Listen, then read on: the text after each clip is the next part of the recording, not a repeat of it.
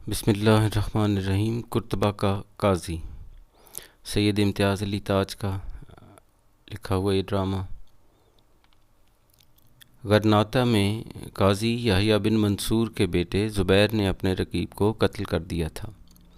قاضی نے مجرم کی پھانسی کا فتویٰ دیا تھا۔ سولی دیے جانے کے دن صبح کے دھندلکے میں زبیر کی دایا حلاوہ ایوان میں موجود ہوتی ہے۔ ایک خانہ زاد عبداللہ وہاں آتا ہے اور شمع گل کر دیتا ہے۔ حلاوہ اس کالی صبح کے سوگ میں تھی جب اس کے لال کی لاش سولی پر جھولتی رہ جائے گی۔ عبداللہ سولی کی بات پر چڑ جاتا ہے۔ اسے یقین تھا کہ پورے شہر میں ایسا کوئی بھی نہیں تھا جو قاضی کے فتوے کی تعمیل کرے، کیونکہ کوئی بھی زبیر کو قصوروار نہیں گردانتا تھا۔ اس کے برعکس حلاوہ کو یقین تھا کہ فتوے پر عمل ضرور ہوگا، کیونکہ وہ اپنی مامتا کی آنکھوں سے زبیر کی لاش سولی پر لٹکتے دیکھ چکی تھی۔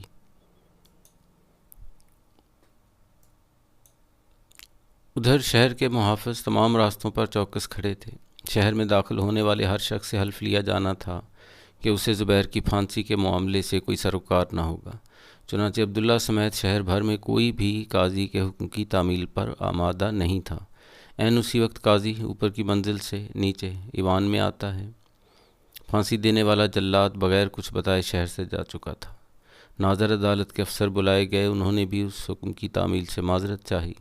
اس موقع پر حلاوہ آخری بار قاضی سے زبیر کی زندگی کی بھیک مانگتی ہے، مگر قاضی باپ کی حیثیت سے نہیں، ایک منصف بن کر اس کی التجا انسنی کر دیتا ہے۔ پھر اچانک قاضی نے مجرم کو پھانسی گھاٹ لے جانے کا حکم دیا۔ سب کی حیرانی اور غم کی کوئی انتہا نہ رہی جب قاضی نے آپ اپنے ہاتھوں سے بیٹے کو پھانسی دے دی۔ انصاف کا تقاضا پورا کرنے کے بعد قاضی نے ایک باپ کی حیثیت سے خود کو ہمیشہ کے لیے کمرے میں بند کر لیا۔ یہ کہانی مکمل ہوگی، خلاصہ مکمل ہو گیا۔ چونکہ یہ اندلس کا واقعہ ہے اور اس جہاں قرطبہ لکھا ہے تو قرطبہ اور اسے نیچے غرناطہ، یہ آپ یعنی اندلس جو ہے، جو مسلمانوں کے پوری اسلامی مملکت رہی، امارت رہی، وہاں پہ بنو امیہ کے لوگ ہی یہاں سے جا کے پھر اس کو آباد کر کے بیٹھے رہے، جہاں جبل الطارق ہے، جہاں سمندر دونوں یعنی یہ جو میڈیٹرینین سی ہے یہ اٹلانٹک اوشن سے مل رہا ہے یہاں پہ، تو یہ جبل طارق یا جبرالٹر جس کا نام رکھا۔